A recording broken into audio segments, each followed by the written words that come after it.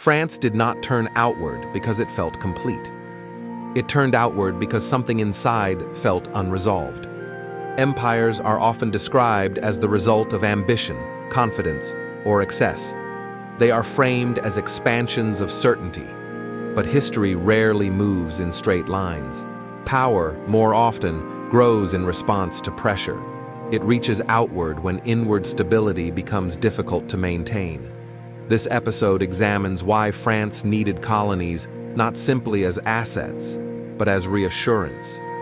Why overseas expansion became a way to manage a deeper disturbance, not to assign blame or justify domination, but to observe how authority behaves when its self-image fractures.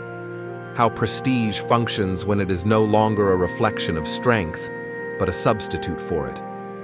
France's colonial empire stretched across continents and centuries. It appeared vast, deliberate, and permanent.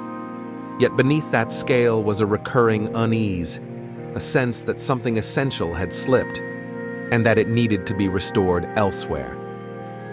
The pattern begins not overseas, but at home. For much of early modern Europe, France occupied a central position.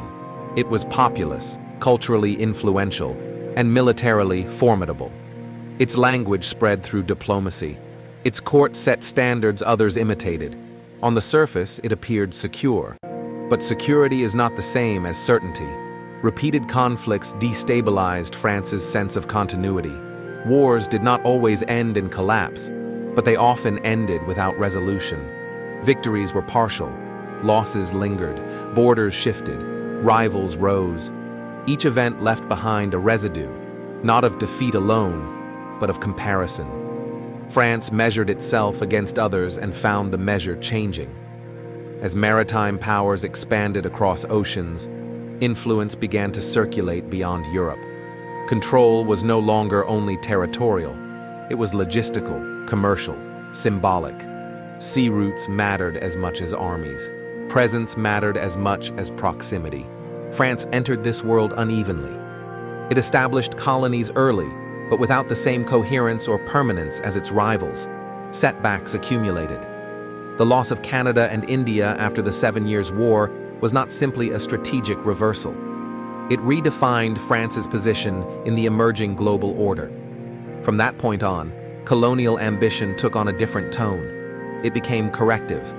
Colonies offered something Europe could not always provide: distance. They allowed power to be expressed without immediate confrontation.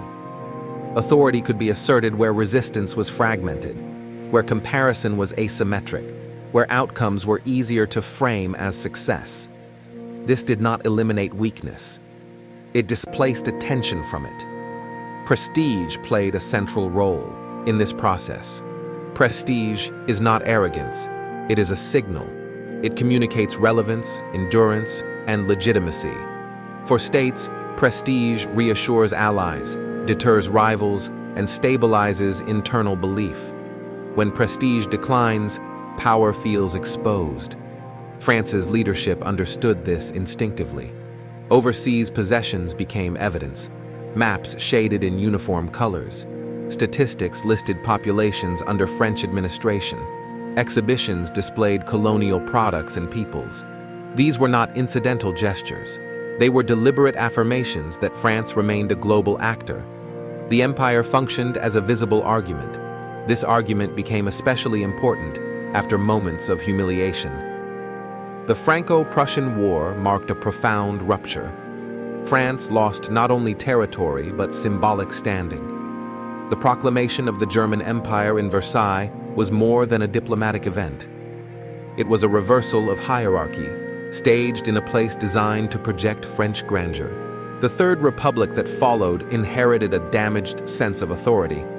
Internally, it faced division. Externally, it faced a Europe reorganizing itself around new centers of power. The Republic needed continuity. It needed proof that France's story had not ended. Colonial expansion accelerated.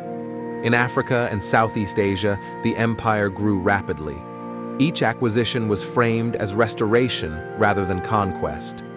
France was not compensating, it was fulfilling a role, not reacting, but continuing. This framing mattered. It allowed power to interpret movement as inevitability rather than anxiety. Expansion could be narrated as destiny. Prestige could be rebuilt without confronting its erosion at home. Yet compensation rarely resolves what it conceals. As the empire expanded, its administration grew complex.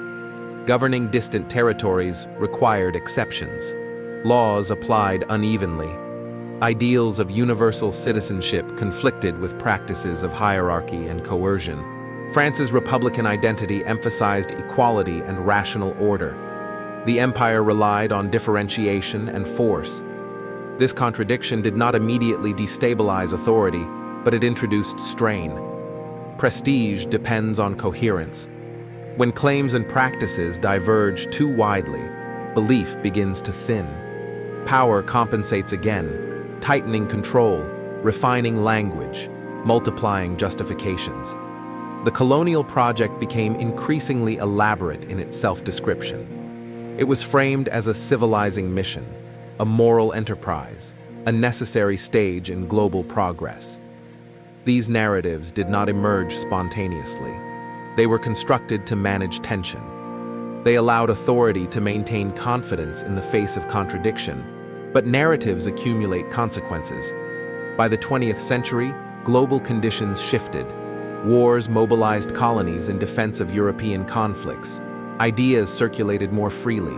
Expectations changed. Colonial subjects increasingly understood the gap between imperial claims and lived reality. Resistance intensified. For France, this resistance did not register at first as existential. It was treated as episodic, containable, distant. Prestige still seemed intact. Then came Indochina. The conflict there exposed a limit. Military defeat could no longer be framed as peripheral. It disrupted the image of competence that empire was meant to sustain. The loss signaled that overseas distance no longer guaranteed control. Algeria deepened the fracture. Unlike other colonies, Algeria was woven into France's legal and symbolic framework. It was not merely administered by France, it was considered part of France. This made withdrawal difficult to imagine. The war in Algeria forced a confrontation between prestige and cost. Maintaining authority required violence that contradicted republican identity. Letting go threatened the very image of continuity the empire had long provided. The system strained under its own weight. Political instability followed. Governments fell. Public trust eroded. The empire that once absorbed uncertainty now amplified it. When Algeria gained independence, the rupture was irreversible. France did not simply lose territory. It lost a structure that had organized its sense of global relevance. Prestige could no longer be outsourced. Authority had to confront itself without the buffer of distance. The aftermath was quiet rather than dramatic. There was no immediate collapse, no singular reckoning. Instead, there was a period of recalibration. France reoriented toward Europe. Power was redistributed. The language of empire faded from official narratives. What remained was an unresolved question. If colonies had served to mask a wound, what was the wound itself? The pattern suggests it was not merely military loss or economic competition. It was uncertainty about place, about role, about continuity in a world where hierarchies were shifting faster than identities could adjust. France's empire functioned as a stabilizing fiction. It allowed the state to believe in its own permanence, despite repeated disruptions. When that fiction dissolved, belief had to be restructured. This pattern is not unique. Across history, states that experience symbolic displacement often expand outward. They seek confirmation where resistance is weaker, where comparison favors them, where authority can be performed more convincingly. Expansion becomes a way to postpone introspection. But postponement has limits.